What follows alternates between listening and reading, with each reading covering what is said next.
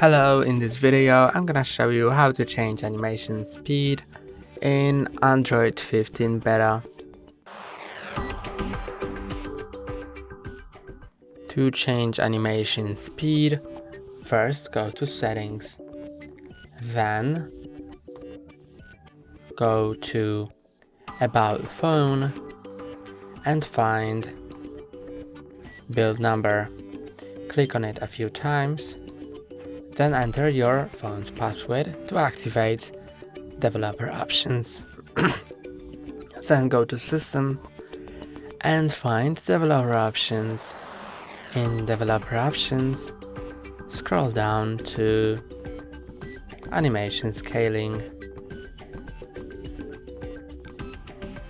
Here is my animation scaling, and I can, to make my animations run faster, set it to 0.5 or off.